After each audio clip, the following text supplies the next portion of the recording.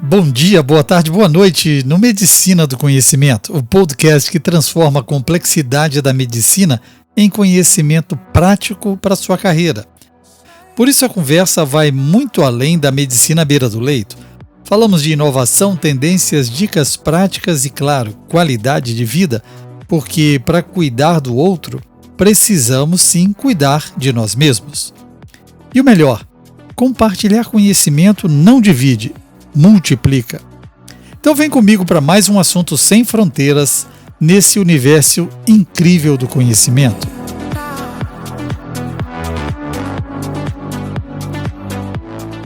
Medicina do conhecimento é ciência viva, informação acessível a qualquer hora, em qualquer lugar.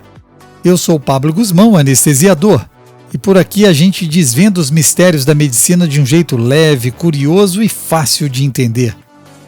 Já vamos direto ao ponto, mergulhando de cabeça em um dos assuntos mais quentes e transformadores da nossa era, a inteligência artificial aplicada à medicina. Bem-vindo, amigo ouvinte, ao nosso episódio 171. Novo formato, novas ideias e a mesma paixão por compartilhar conhecimento que transforma a sua prática médica em algo moderno e objetivo. Agora, imagine a sua prática daqui a 5 anos. Um assistente de IA resume o prontuário do seu paciente em segundos, destaca os riscos de interação medicamentosa e até redige sua evolução, liberando você para focar no que mais importa: a conversa, o exame físico, a conexão humana. Essa promessa está mais perto do que nunca, mas agora imagine o lado B dessa história. Um diagnóstico perdido porque o algoritmo não foi treinado para a sua população de pacientes. Um tratamento incorreto, sugerido com base em dados enviesados. E aí, de quem é a culpa? Essa dualidade, a promessa incrível e o risco iminente, é o tema central do mais novo e aguardado relatório do JAMA sobre inteligência artificial na medicina. Hoje, no Medicina do Conhecimento, vamos te guiar por este documento essencial. Vamos entender o que é real, o que é perigoso e como nós, profissionais de saúde, podemos liderar essa transformação em vez de sermos atropelados por ela. Se você quer estar preparado para a maior revolução da medicina do nosso tempo, não saia daí. O resumo tem a nossa curadoria e foi gerado por IA generativa, publicado em texto, áudio e vídeo no blog do anestesiador. Se você quiser ser um early adopter, vamos juntos! Bem-vindos, que bom que estão conosco aqui no ecossistema digital Medicina do Conhecimento para esta nossa análise. A inteligência artificial, ela está chegando com força total na saúde, né? Prometendo revolucionar tudo. Mas a pergunta é, será que a gente está preparado para essa revolução toda? Hoje a gente vai mergulhar a fundo no material bem importante que tenta responder um pouco disso. O relatório do JAMA Summit sobre inteligência artificial. Ele junta a visão de vários especialistas sobre o agora e principalmente o futuro da IA na medicina. Nossa missão aqui é meio que destrinchar esse documento, que é denso, né? Foi publicado na JAMA em outubro de 2025. É tirar dali o que realmente importa para quem está na linha de frente. Vamos ver os pontos-chave, a metodologia, as implicações práticas. O relatório tem muitos autores: Derek Angus, Rohan Khera, Tracy Liu, enfim, um monte de gente. Ok, vamos lá. Qual foi o grande objetivo desse summit, dessa reunião toda? Olha, o objetivo central foi, na verdade, fazer um raio-x mesmo, sabe, do estado atual da IA na saúde. Mas não só descrever, foi discutir ativamente como é que essas ferramentas, essas tecnologias novas, como elas devem ser desenvolvidas, avaliadas, regulamentadas e disseminadas de um jeito seguro e eficaz. E um ponto crucial, como monitorar o impacto real disso tudo, né? Pensando na infraestrutura que precisa mudar, na força de trabalho, a grande questão que fica no ar é como que a gente garante que a IA seja robusta, segura, transparente, padronizada, para realmente melhorar a saúde e não só ser uma novidade. E a forma como eles buscaram essas respostas foi interessante, né? Não foi um estudo clínico como a gente está acostumado. Exatamente. A metodologia foi um summit, um encontro mesmo que juntou, olha, todo mundo envolvido. Quem desenvolve a IA, quem usa médicos, hospitais, pacientes, quem paga a conta, quem regula os próprios pacientes. Foi um diálogo focado nas tecnologias mais recentes, né?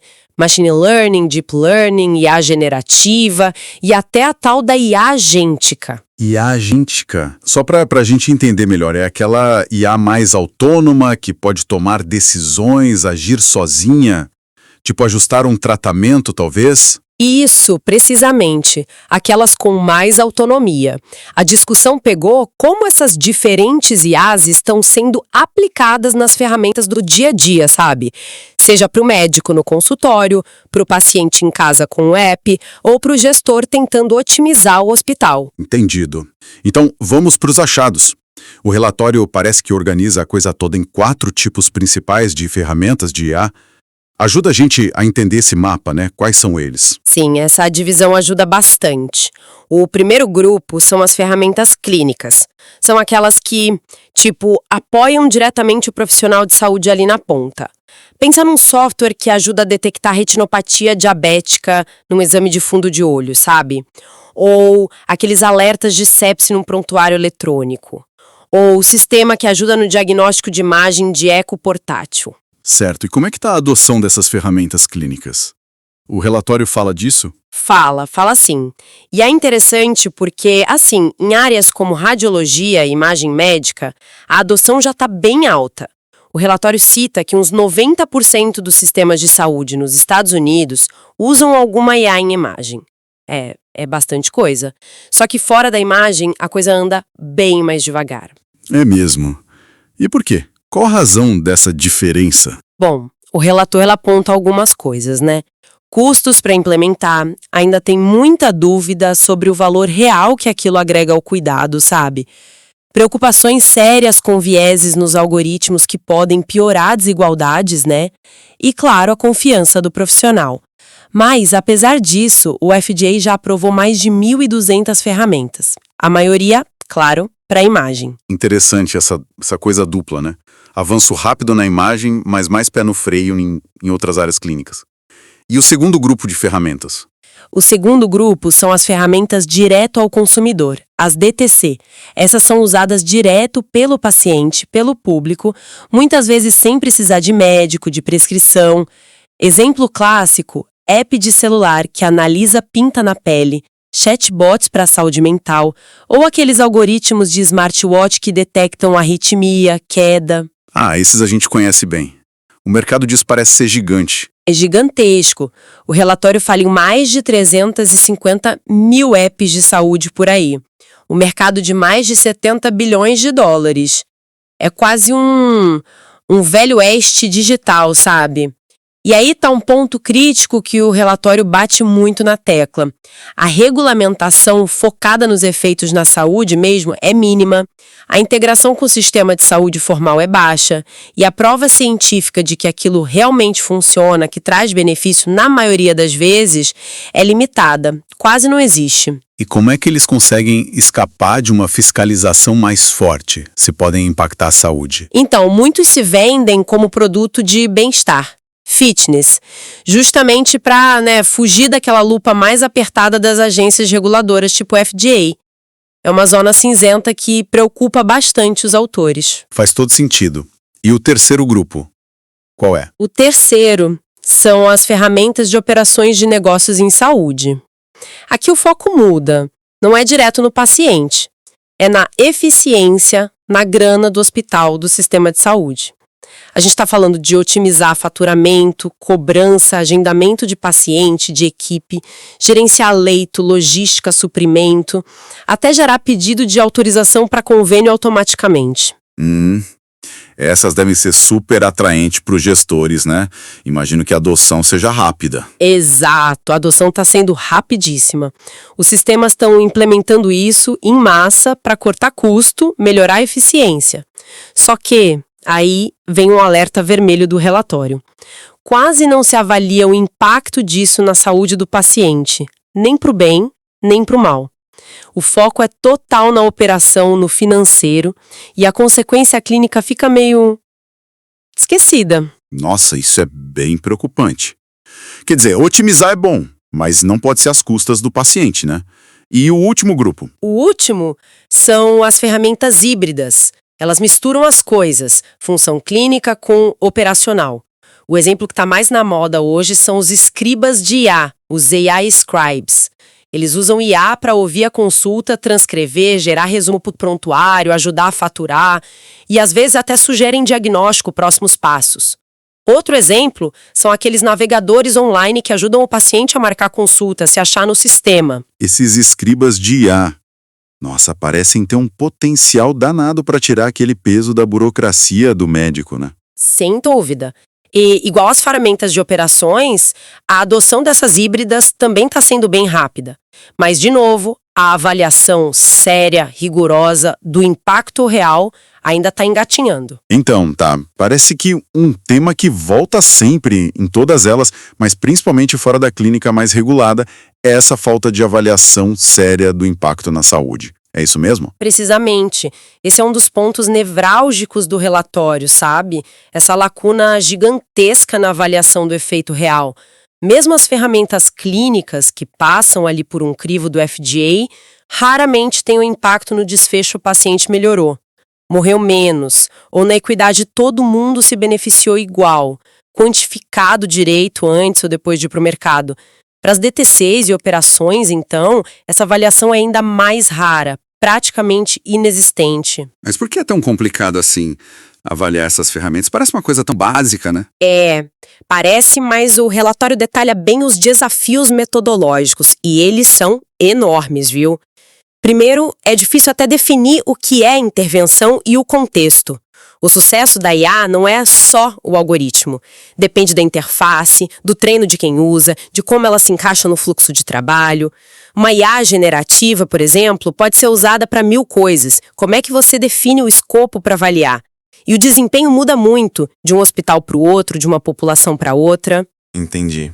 Não é só ligar na tomada e usar, né? Exato. Segundo desafio, identificar o mecanismo de ação.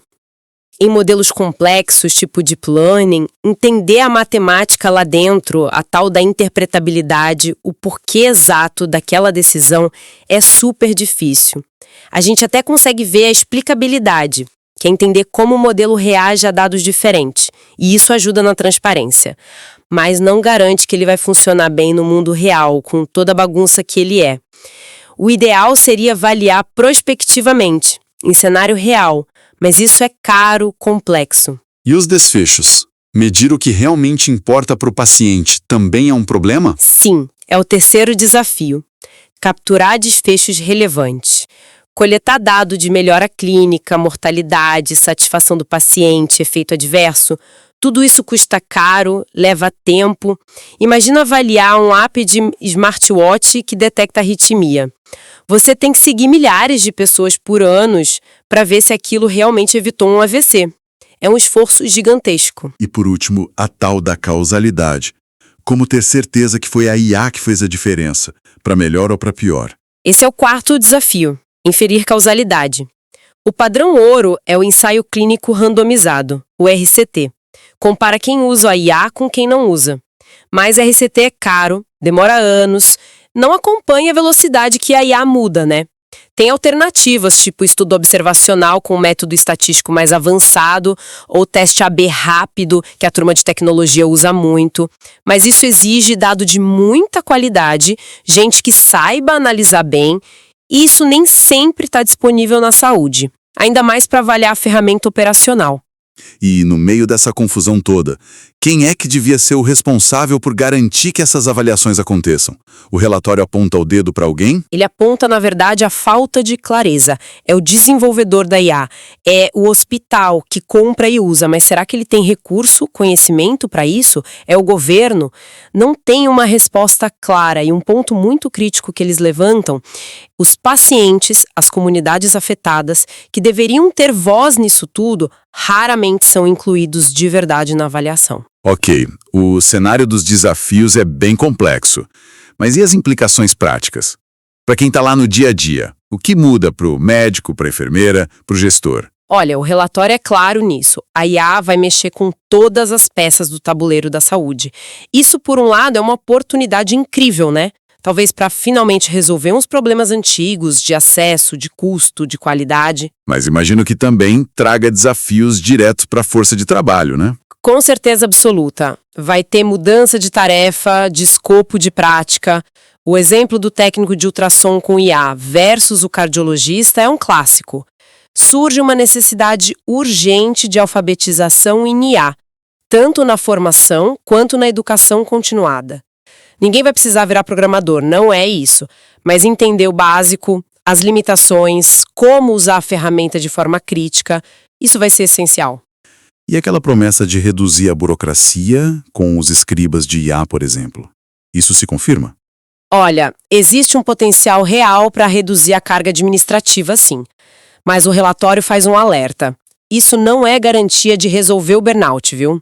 Pode ser que o tempo que o médico ganhe seja preenchido com mais paciente, mais pressão. E um ponto importante, os profissionais vão virar coavaliadores dessas ferramentas no mundo real. A experiência deles vai ser fundamental para o monitoramento contínuo. E a confiança?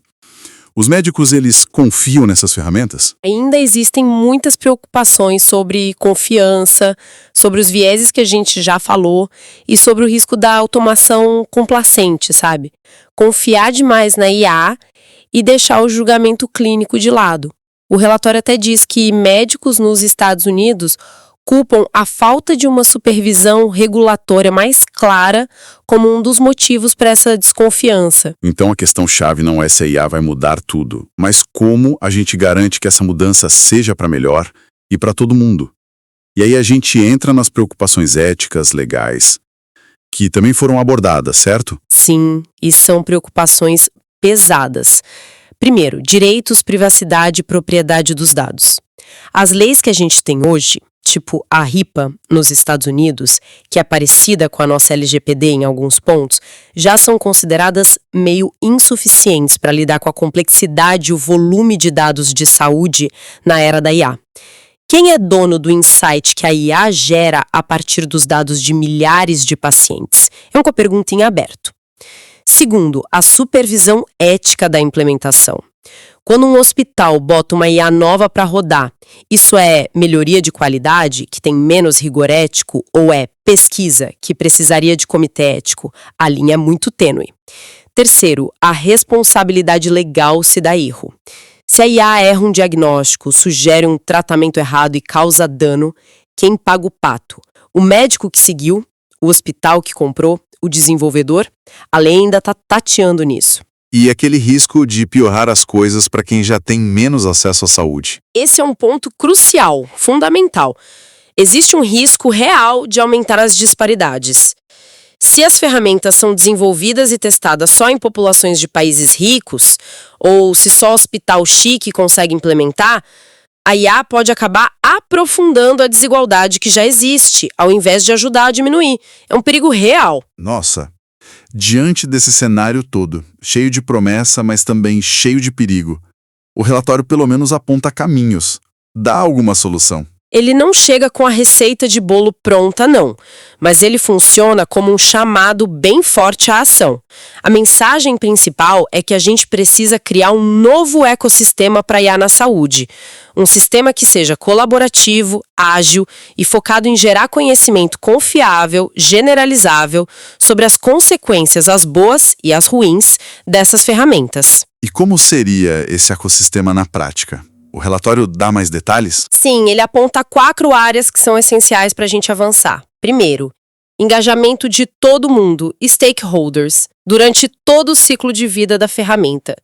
Isso quer dizer que desenvolvedor, médico, paciente, hospital, regulador, todo mundo tem que trabalhar junto desde o comecinho, lá no design da IA, até o monitoramento depois que ela está rodando. Não é mais aquela coisa linear. Desenvolve e joga no mercado e pronto. É um ciclo contínuo de feedback, de colaboração. Parece fazer sentido, mas deve ser difícil de botar para funcionar. Qual a segunda área? Segundo, desenvolver e usar ferramentas de medição adequadas. A gente precisa ir além daquela métrica básica de o algoritmo acertou. Precisamos de métodos fortes, rápidos, para medir a efetividade real. A IA melhorou a saúde, reduziu o custo com segurança? Isso vai exigir novos desenhos de estudo, talvez RCTs mais ágeis, usar teste AB de forma inteligente, métodos para tirar causalidade de dado do mundo real. Iniciativas como a da Joint Commission com a SHEA nos Estados Unidos, buscando criar padrões de segurança, são um passo importante, mas a gente tem que medir o benefício também. E de onde viriam os dados para fazer essas medições todas? Aí entra o terceiro ponto. Construir uma infraestrutura de dados e um ambiente de aprendizado adequados. O relatório sugere que a gente precisa de uma infraestrutura de dados que seja representativa, talvez nacional, ou federada tipo a iniciativa Sentinel do FDA, que junta dados de várias fontes para monitorar a segurança de remédio. Isso permitiria avaliações mais generalizáveis, aprendizado contínuo, e não é só dado clínico, é dado de como a ferramenta é usada, como ela se encaixa ou não no fluxo de trabalho. Entendi. Dados, medição, colaboração. Falta alguma coisa nesse plano. Falta o quarto ponto, que amarra tudo. Criar a estrutura de incentivos correta. A gente tem que usar tanto o mercado quanto política pública para fazer todo mundo remar para o mesmo lado. O relatório sugere, por exemplo, dinheiro público para interoperabilidade de dados, como a lei High-Tech fez nos Estados Unidos para os prontuários eletrônicos, financiar a pesquisa para desenvolver esses métodos de avaliação que a gente falou, e talvez uma regulação mais firme, principalmente para aquelas ferramentas DTC e de operações, que hoje voam meio fora do radar do impacto na saúde. Fica muito claro, então, a IA na medicina não é mais ficção, né? É uma realidade bem complexa, crescendo rápido, o potencial para transformar tudo é gigante, mas os desafios para garantir que essa transformação seja boa, seja justa para todo mundo, são igualmente gigantes, como esse relatório do JAMA Summit mostra também. Exatamente. A mensagem central, acho, é que não dá para a gente simplesmente sair adotando toda nova ferramenta de IA que aparece por aí. A gente precisa de um paradigma novo, um ecossistema de aprendizado contínuo, sabe? Com colaboração, transparência, avaliação séria e gestão responsável durante toda a vida útil dessas tecnologias. É uma mudança de chave de mentalidade mesmo, né? E talvez, para a gente fechar uma reflexão final aqui, a gente está muito focado em avaliar ferramentas individuais, de esse algoritmo aqui, aquele app ali, mas e a integração sistêmica disso tudo? Como é que a gente garante que juntar dezenas, centenas dessas ferramentas no hospital, na clínica, não crie sem querer novas barreiras, mais complexidade ou piore ainda mais as desigualdades?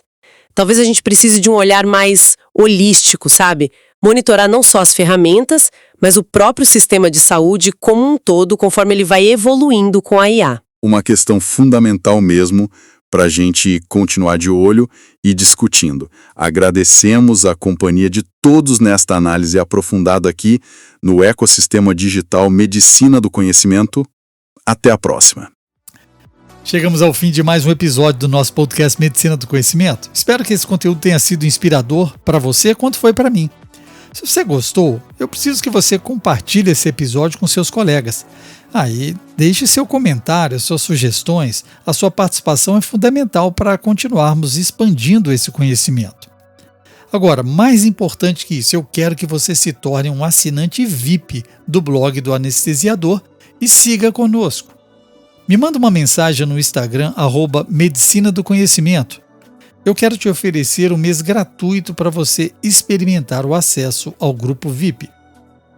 Você quer continuar ainda conectado com a gente? Fácil! Entra no www.medicinadoconhecimento.com.br. Ouça a nossa rádio web Medicina do Conhecimento, que é ciência e informação onde e quando você quiser. E claro, o nosso podcast está em todas as plataformas, Spotify, Deezer, Apple Podcast, SoundCloud, YouTube Music. Você pode até pedir para a sua Alexa para tocar o Medicina do Conhecimento. E não se esqueça, o seu feedback vale ouro. Manda sua pergunta, sugestão, comentário. Quem sabe o próximo tema não nasce da sua ideia. Se você curtiu, compartilhe, deixe o like e segue a gente no Twitter, Facebook e Instagram Medicina do Conhecimento, porque aqui compartilhar é multiplicar.